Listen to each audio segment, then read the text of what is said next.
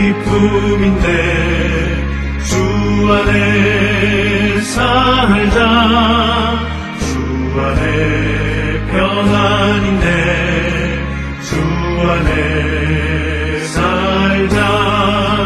불안이 연기처럼 스며들어도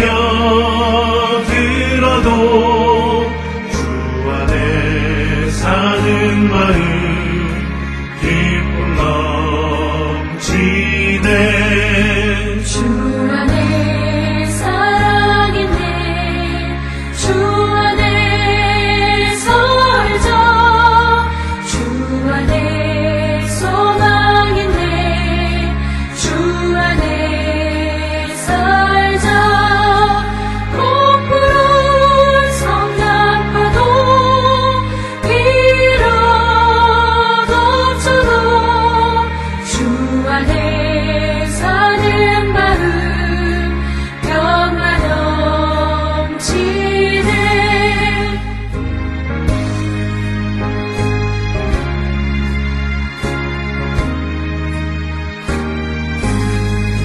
주 안에 영생있네. 주 안에 살자. 주 안에 천국있네. 주 안에 살자.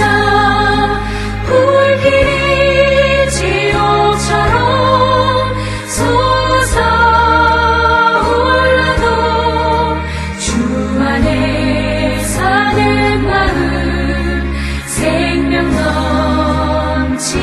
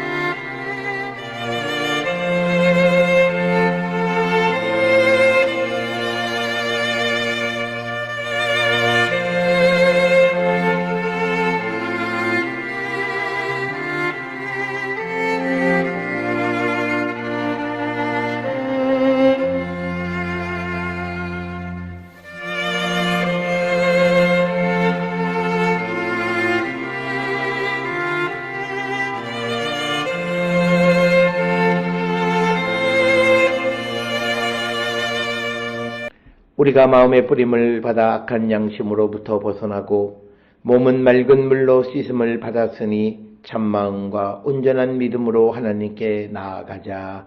아멘. 전능하사 천지를 만드신 하나님 아버지를 내가 믿사오며 그 외아들 우리 주 예수 그리스도를 믿사오니 이는 성령으로 잉태하사 동정녀 마리아에게 나시고 본디오 빌라도에게 고난을 받으사 십자가에 못 박혀 죽으시고 장사한 지 사흘 만에 죽은 자 가운데서 다시 살아나시며 하늘에 오르사 전능하신 하나님 우편에 앉아 계시다가 저리로서 산자와 죽은 자를 심판하러 오시리라.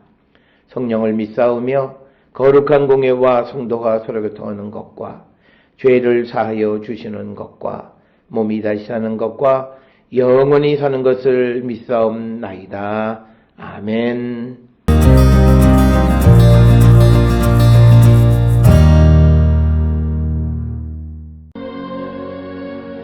나의 눈이 이것을 다 보았고 나의 귀가 이것을 듣고 깨달았느니라. 너희 아는 것을 나도 아노니 너희만 못하지 않으니라. 참으로 나는 전능자에게 말씀하려 하며 하나님과 변론하려 하노라. 너희는 거짓말을 지어내는 자요 다 쓸모없는 의원이니라. 너희가 참으로 잠잠하면 그것이 너희의 지혜일 것이니라. 너희는 나의 변론을 들으며 내 입술의 변명을 들어보라. 너희가 하나님을 위하여 불의를 말하려느냐? 그를 위하여 속임을 말하려느냐? 너희가 하나님의 낯을 따르려느냐? 그를 위하여 변론하려느냐? 하나님이 너희를 감찰하시면 좋겠느냐? 너희가 사람을 속임같이 그를 속이려느냐? 만일 너희가 몰래 낯을 따를진대 그가 반드시 책망하시리니 그의 존귀가 너희를 두렵게 하지 않겠으며 그의 두려움이 너희 위에 임하지 않겠느냐? 너희의 격언은 재 같은 속담이요 너희가 방어하는 것은 토성이니라.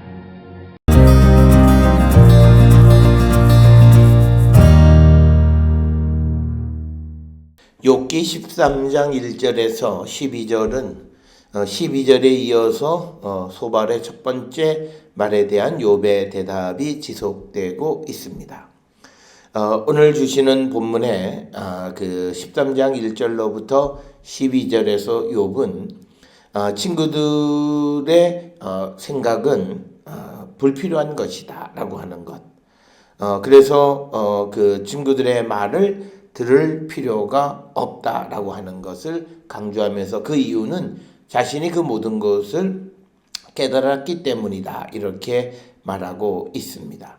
그러면서 친구들이 자신의 말을 듣지 않을 뿐만 아니라 하나님에 대해서도 잘못 생각하고 있음을 토로하는 부분이 오늘 우리가 읽은 13장 1절에서 12절의 부분이 되겠습니다.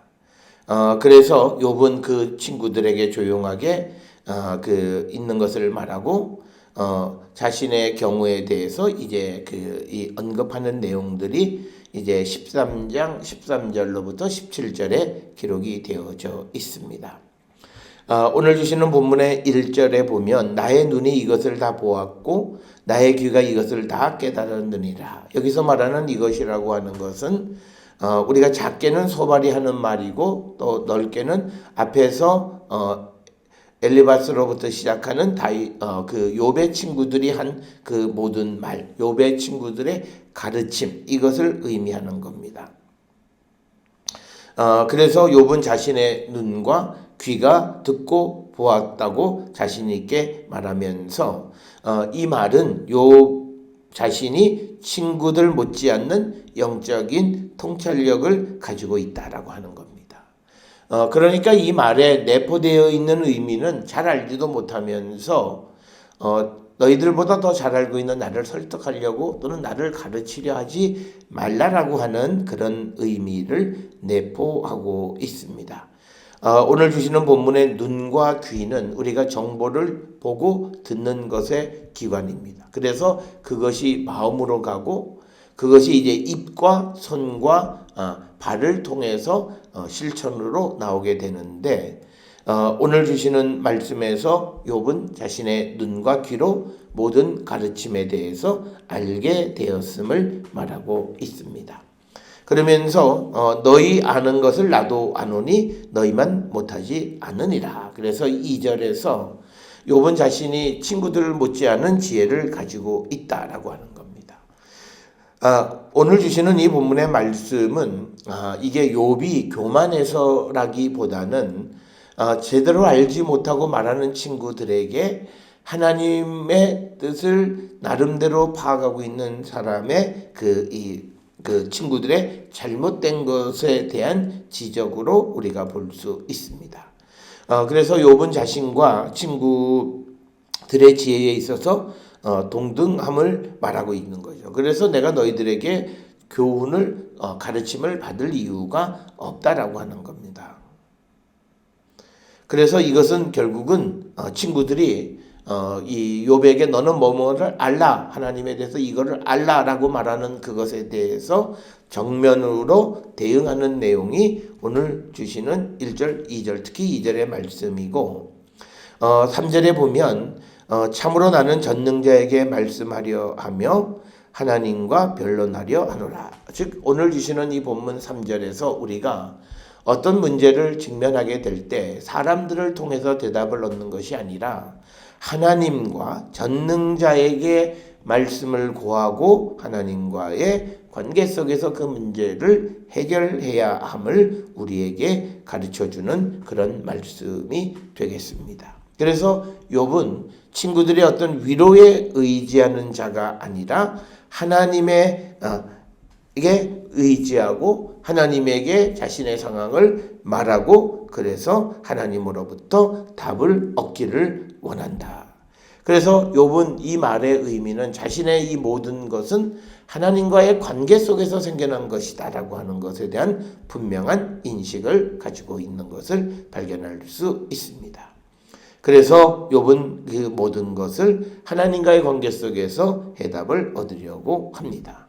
4절에서 너희는 거짓말을 지어내는 자요 다 쓸모없는 의원이니라. 즉 아픈 사람을 고칠 수 없는 자들이고 여기서 친구들은 거짓말을 지어내는 자들이다 라고 하는 이런 표현은 시편 119편 69절에서도 사용되어져 있는데, 이것은 사람을 위로하기 위해서 사람에게 맞는 말을 하는 것, 그것이 잘못되어진 것이고 그런 의원은 쓸모없는 의원이다, 이렇게 말하고 있습니다.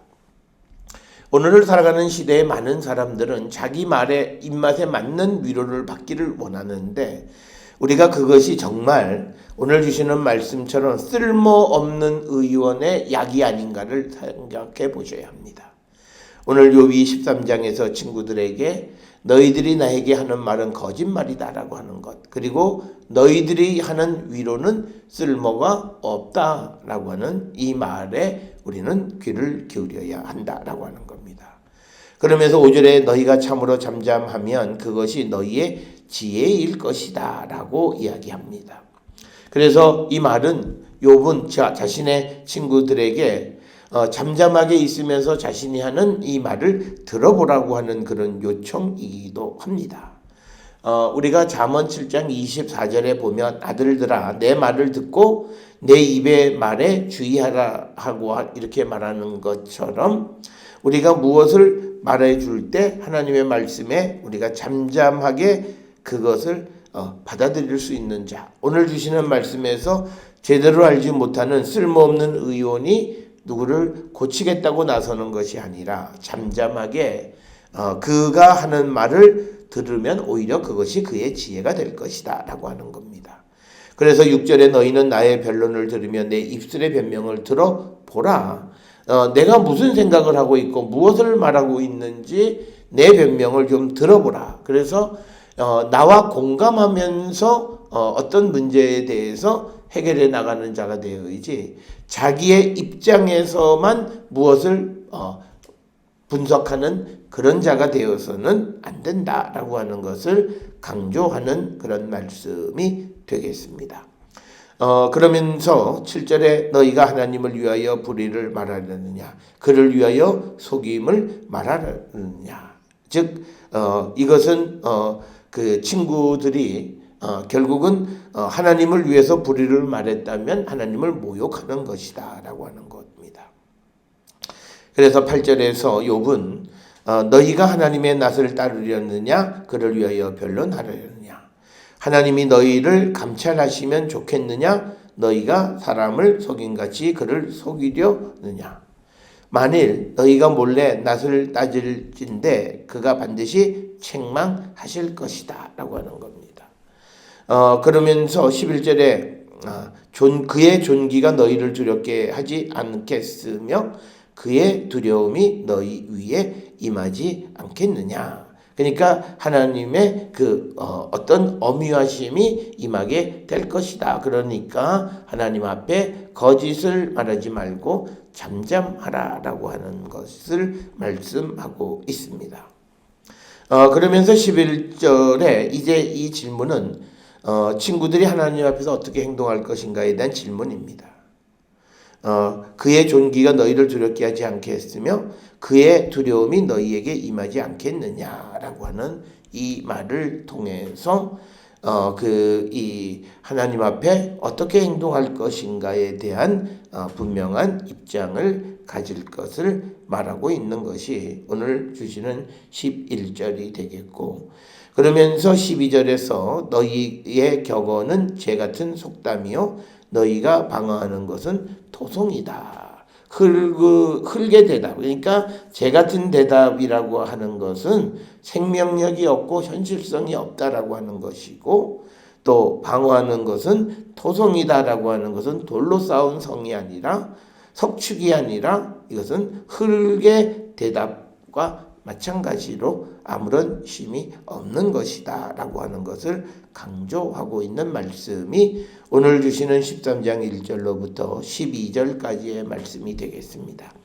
따라서 오늘 주시는 13장 1절로 12절의 말씀을 통해서 욥은 친구들이 무엇이 잘못되어졌는가를 분명하게 보여주고 있고, 그래서 그 하나님 앞에 잠잠하면서 욥이 하는 그 말을 들어줄 것을 요청하는 것이 오늘 주시는 말씀이 되겠습니다. 오늘 우리가 주시는 이 본문의 말씀을 통해서 우리는 어떤 어려움이 있을 때 하나님과 직접 대면해서 하나님과의 관계 속에서 그 문제를 해결해가는 지혜를 얻는 그런 성도들이 되어야 할 줄 믿고, 그런 삶을 살아가므로 하나님이 주시는 해법을 가지고 살아가는 우리 모두가 될 수 있기를 주의 이름으로 축원합니다. 기도하시겠습니다. 사랑과 은혜가 충만하신 아버지 하나님, 인생의 길에 어려움이 있을 때에 우리가 사람을 의지하기보다는 하나님만을 의지하며 나가는 저희들 되게 인도하여 주시옵고, 하나님이 주시는 참 진리의 길, 생명의 길을 따르는 자 되게 하시고, 쓸모없는 그런 의인의 약을 먹는 자들이 되지 않도록 우리를 이끄시고 하나님 축복하여 주시옵소서. 예수님의 이름으로 기도드렸사옵나이다. 아멘.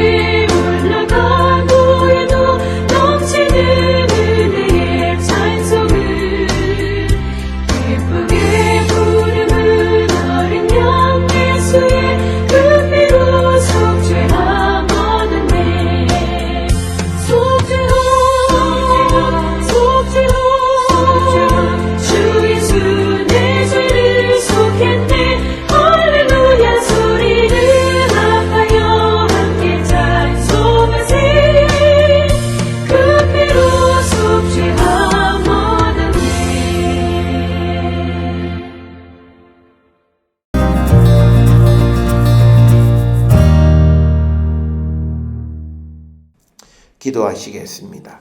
이제는 우리 주 예수 그리스도의 은혜와 하나님 아버지의 무한하신 사랑과 성령의 위로 역사 교통하심이 하나님의 뜻을 믿고 따르며 하나님과의 관계 속에서 모든 문제를 해결하려고 하는 결단을 가지고 세상을 향해 나가는 우리 모든 성도들 머리 위에 지금으로부터 영원토록 함께 할지어다. 아멘. 주 너를 지키시고 그 얼굴을 내게 돌리시고